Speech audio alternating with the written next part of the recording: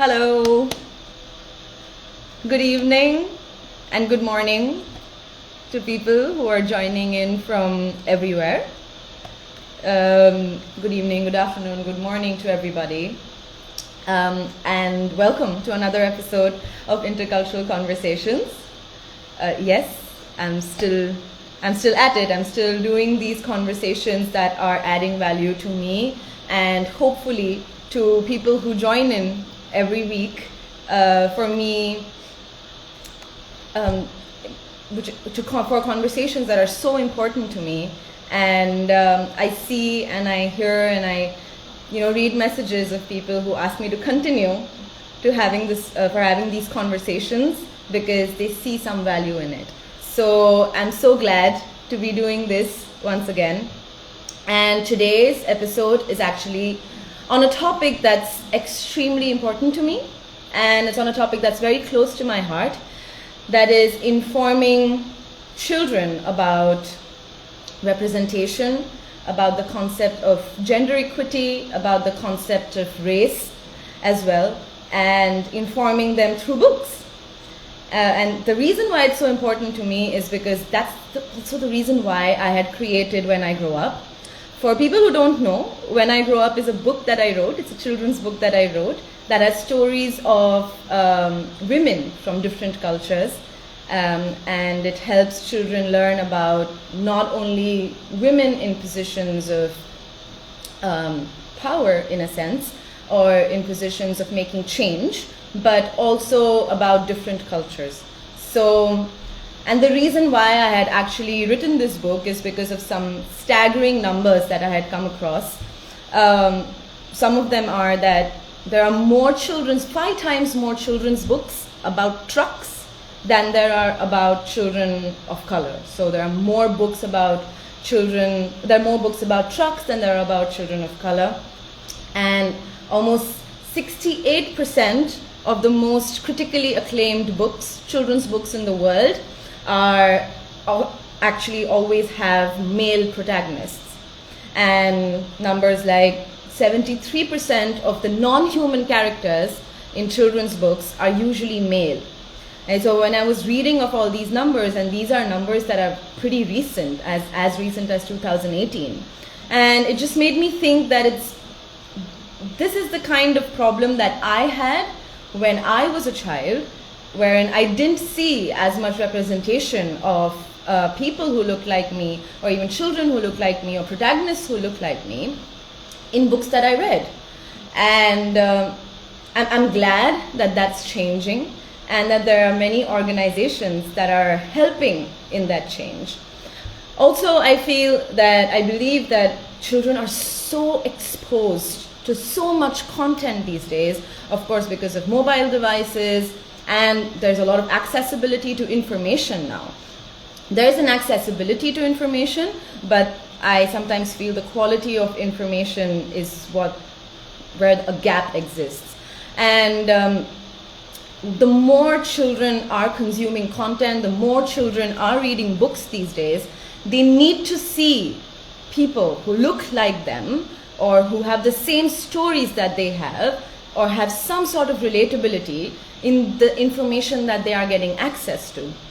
And that's why today I am joined by a person who is running a non-profit organization who is helping in that change, because the world is definitely changing. There is a shift, and we need to inform and equip our children with the information to adjust to that change, or to accept that change, or to create a much more inclusive world through that change. And so my guest for today is Simmy Buck, Samantha Buck. She's an executive publisher at Elvisia, and she's the co-founder and president of a non-profit organization called Loving Little Minds. Loving Little Minds provides free monthly multicultural books to people who subscribe to Loving Little Minds, and that the mission of Loving Little Minds is to curb systemic racism right at the bud, so that children are informed of a much more diverse world that is our real world, so that when they grow up, diversity kind of becomes a norm as opposed to something that's an exception. So I'm very, very glad to have Simmy as our guest today. I'm just going to add her quickly.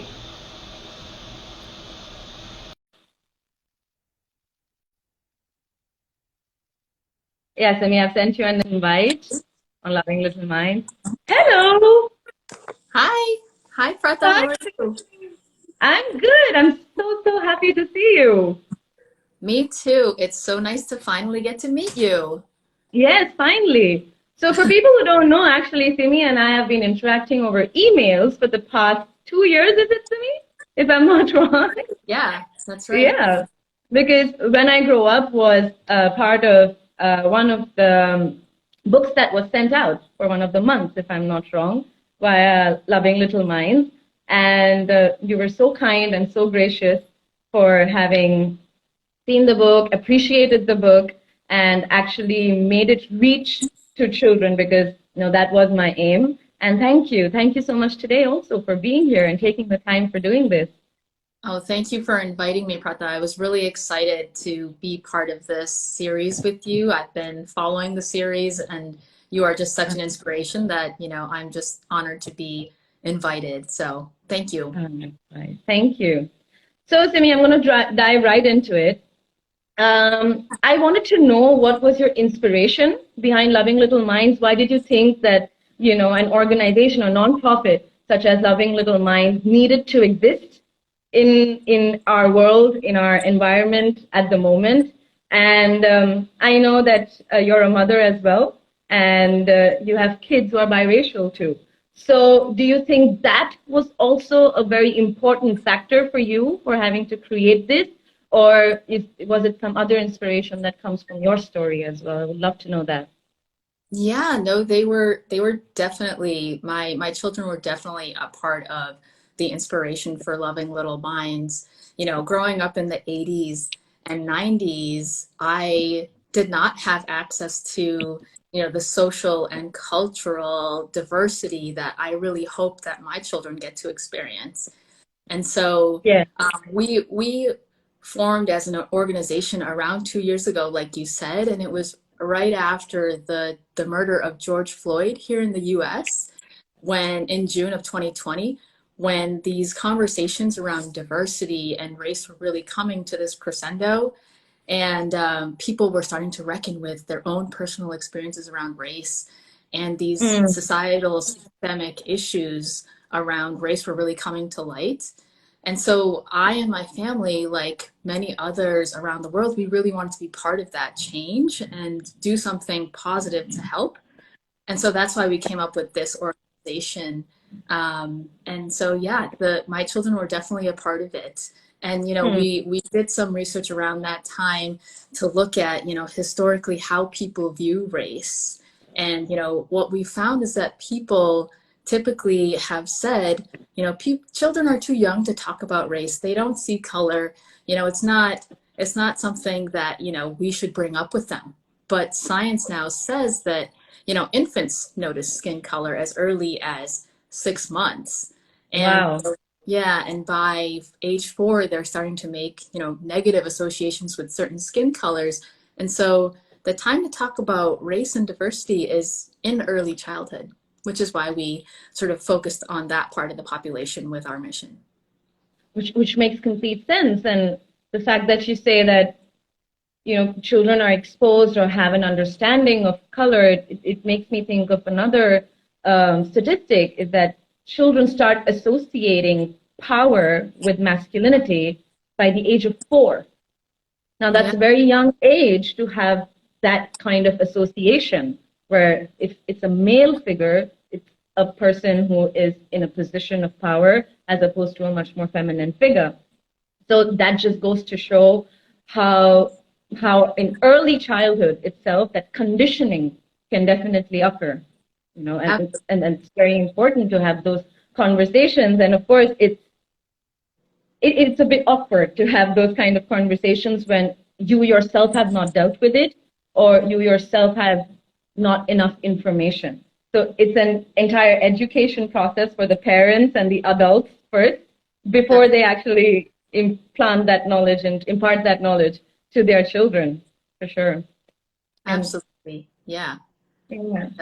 And yeah, I mean, talking about, books and of course representation, do you think that there are still problems and issues with the kind of books that are accessible to children at the moment? And not only books that are fiction or nonfiction or published, but also textbooks. Because I feel that there are many independent authors, such as myself, who are out there, who are trying to make that change, but then accessing people at scale can be difficult. And it's usually these gigantic publishing houses who publish these children's books that everybody have access to, which I usually think have a bit of a problem with representation. Right? So have you noticed that there is still an issue that exists in the books that children are currently reading, and also textbooks for that matter?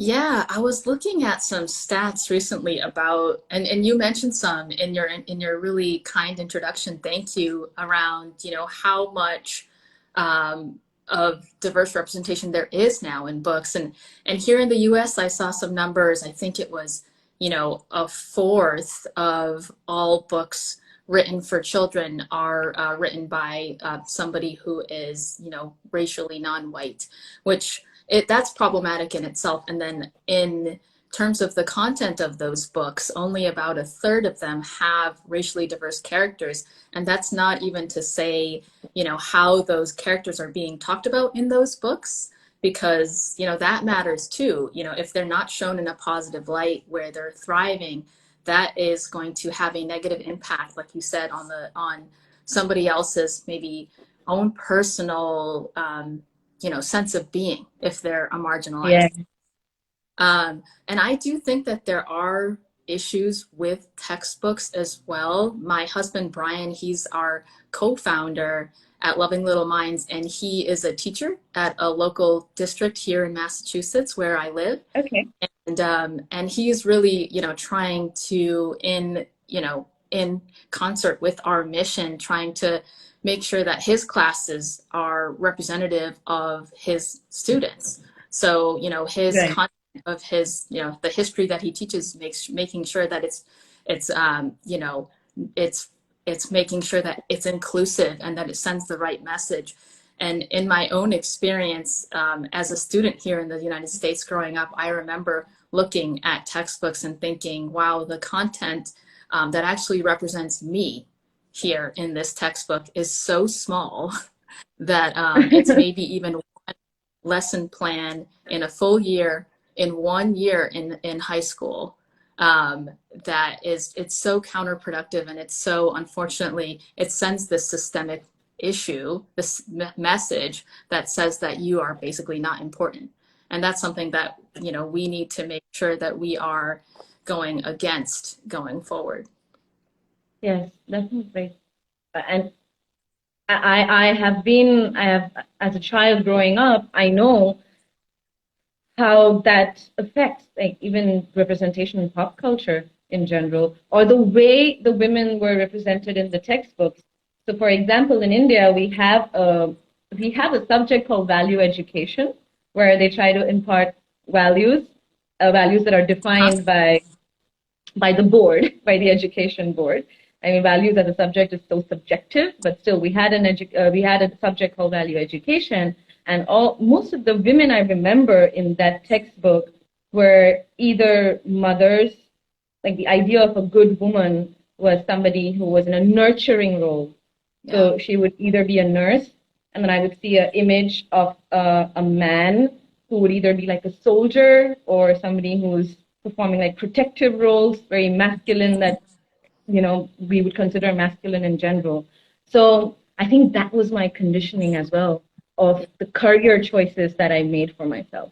Seriously, because I've been wanting to, when I was younger, I wanted to be an air hostess, but never a pilot. Till I grew up, actually, when I was in my teens, is when I thought, oh, I have that other option of being a pilot.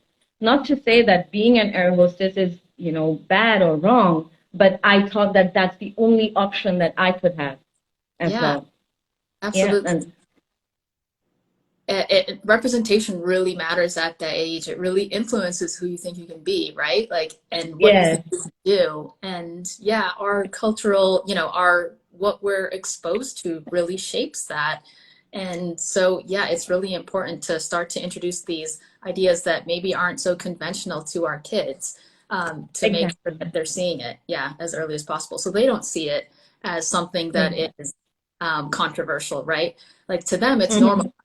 and they can Yeah. do it too. And you make a very good statement there by saying what we are exposed to shapes us. And that is so true. And that's the thing. Like, I think nowadays children are more exposed to, everybody has a device. I don't know, if your children do have a device, but I live in Bombay. It's a metro city. Both of the parents are working. And forms of entertainment is usually screen time. Forms of education now is also usually screen time. Yeah. And that's how children, and also social media, there are very young children on social media now. Let alone that, I mean, parents are having social media accounts for their newborn babies as a repository of all the images, which then, becomes their identity eventually. So seeing that there's a shift of what kind of, or the means in which children are exposed to information, considering that now they are usually screens or laptops or phones.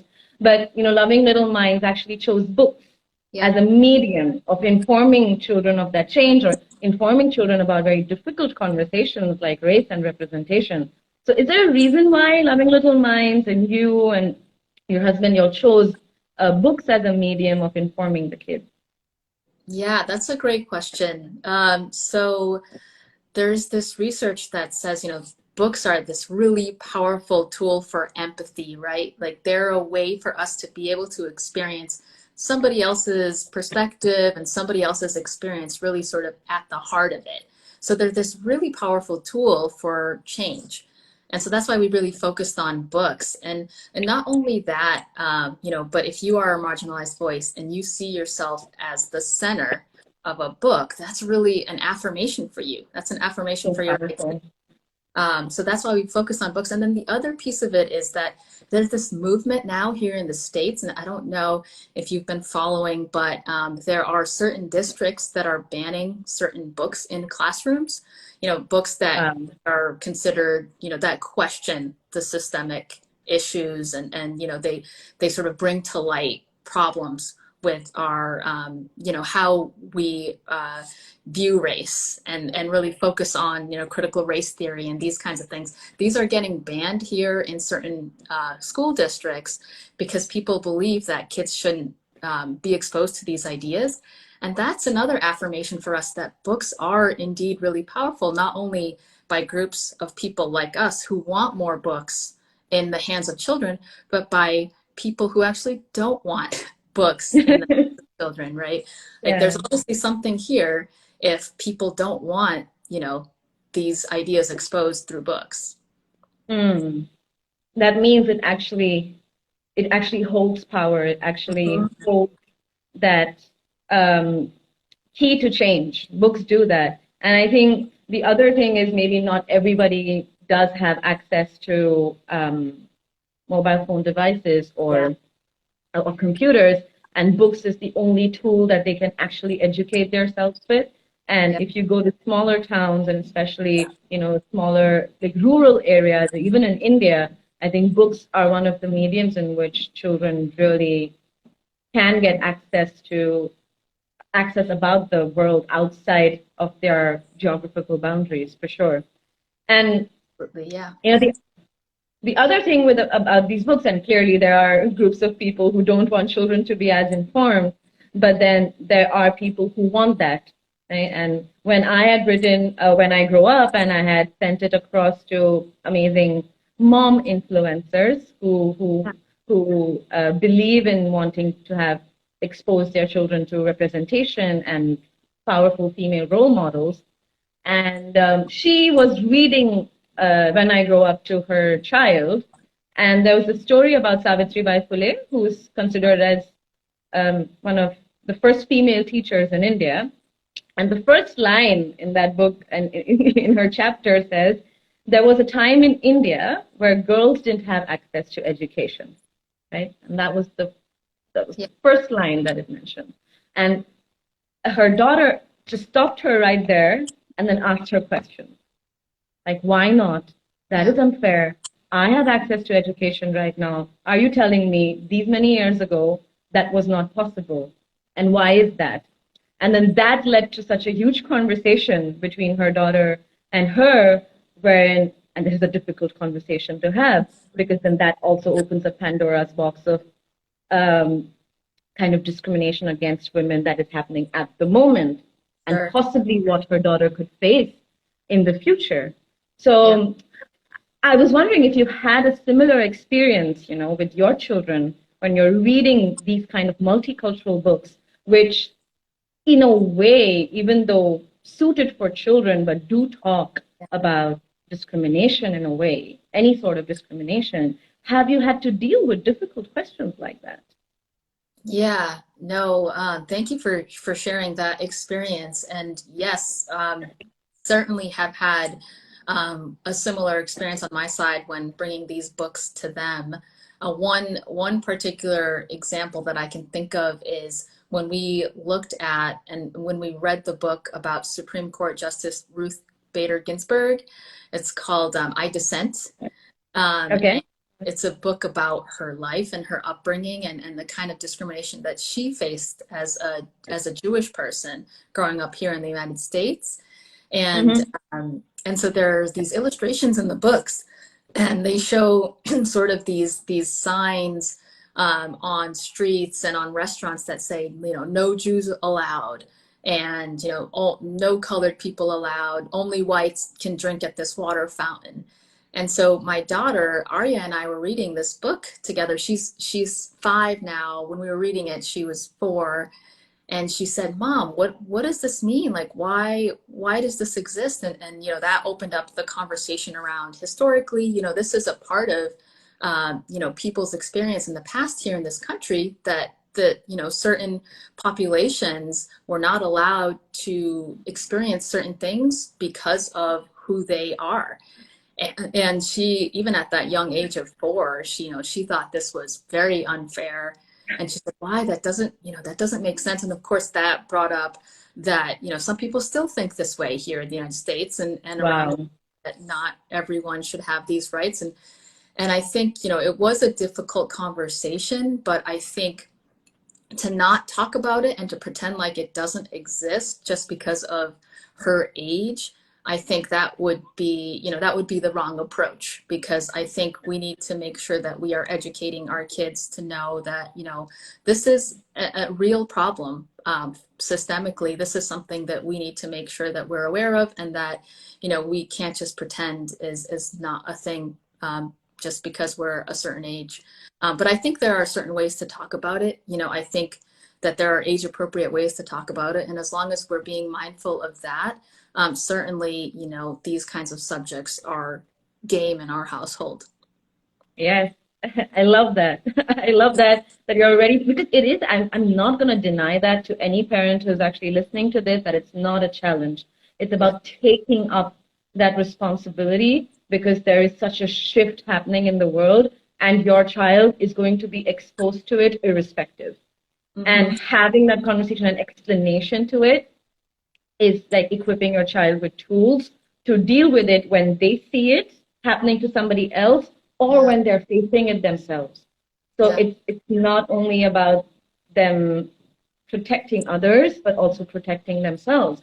And probably that's the kind of conversation usually that happens at households that have multiple races, or like normally that are non-white households for sure. But you know, uh, that was actually going to be my next question. Then, how do you think, or how would you suggest that parents have this kind of a conversation with their children?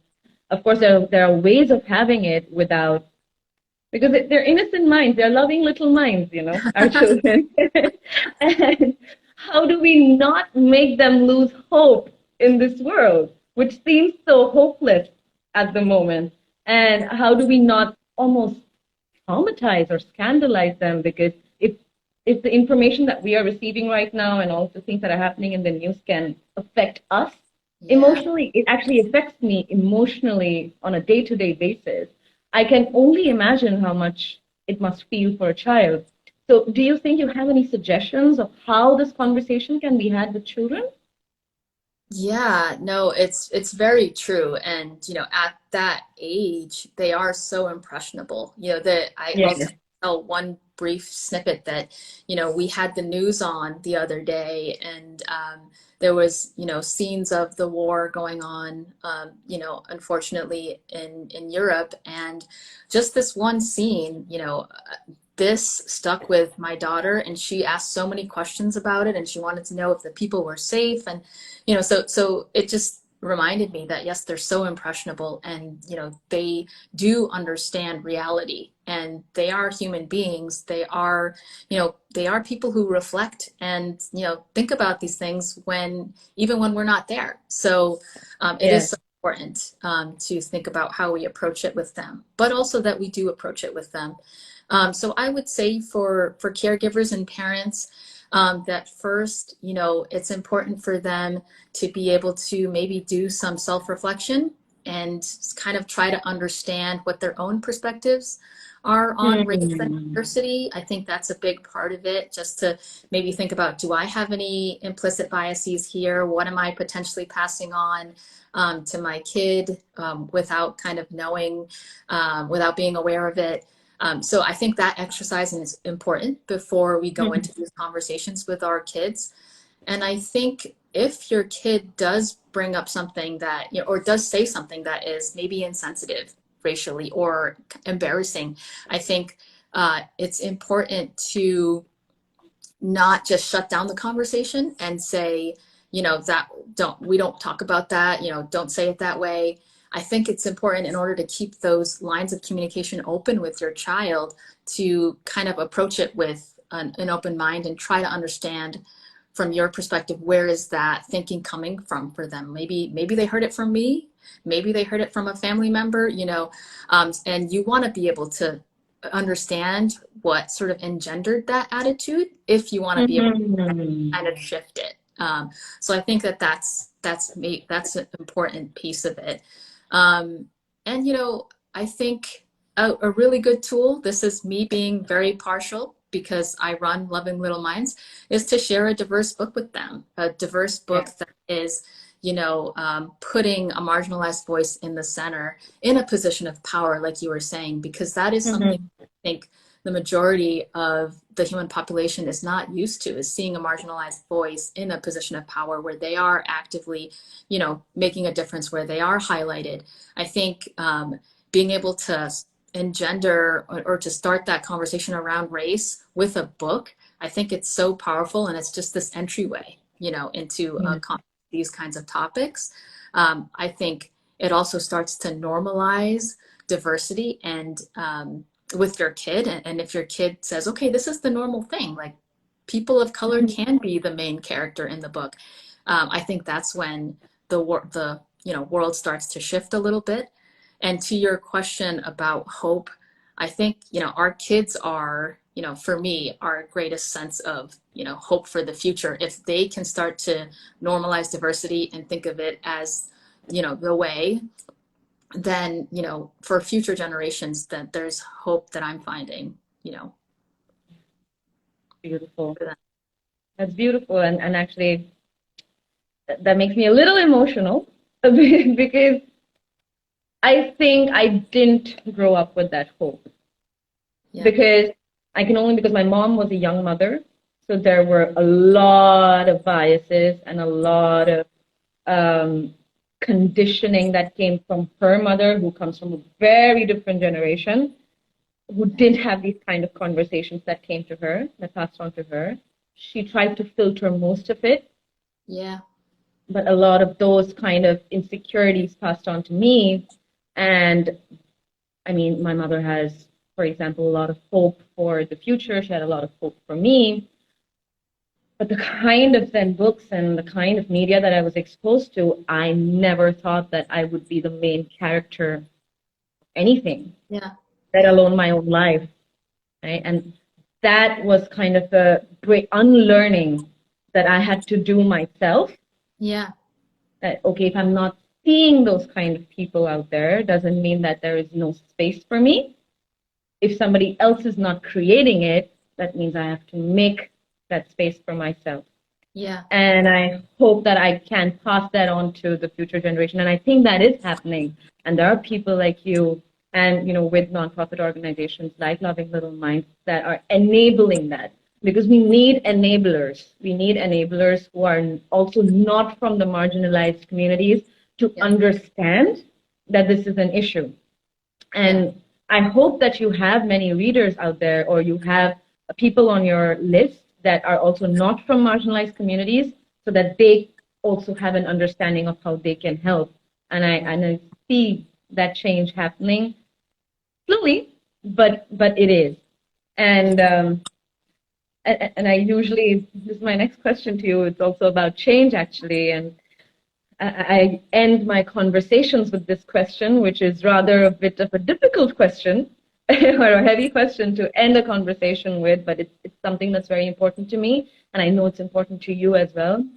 So if there's one thing that you would want to change within yourself or outside yourself, however, what would it be? Because I think change, if something is not growing or changing, it's dead.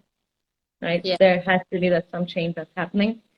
And is there anything that you'd like to change within or outside of yourself? Yeah, I have been watching your interview, so I knew this question was coming. Because I know you always end your interviews with this, and there's some really great answers, by the way. People who are listening, go and watch the other interviews. That they're awesome, and she showcases like really amazing people, like herself. Thank you. And Thank you. And I would say, what would I change? So I kind of I'm thinking back to my kids on this one.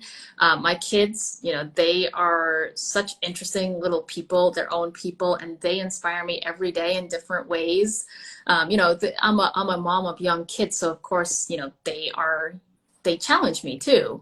But I think one thing that I would like to kind of draw from my kids, my daughter Arya particularly, she's the 5-year-old. She's like very fiery and very feisty.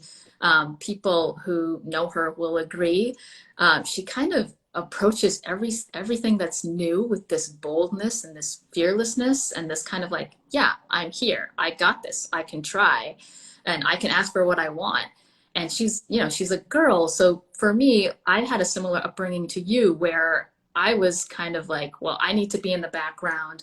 I'm this little brown girl, I'm not, I'm not the main character of the story. Like, I need to give somebody else the stage here. But she does not have that at all. Like, she is the center of her own stage. And I believe in the growth mindset, and I believe that I'm gonna try to improve and learn every day. And this is a really hard one to unlearn. So, but I'm trying. I want some of that magic from her to be able to and I'm so proud. I need that too. Yeah. Hopefully after this conversation that rubs off on me a bit as well. Because you're right, it's a difficult thing to unlearn. Mm-hmm. Yeah, absolutely. And I'm so proud that, there are people out there like her who have it already at such a young age. And, but I think it's never too late. We can continue to improve ourselves and try to learn these things too. Better to do it right now than when it's too late. And I'm so glad that people recognize it, and you're recognizing that your voice matters. The work that you're doing definitely matters.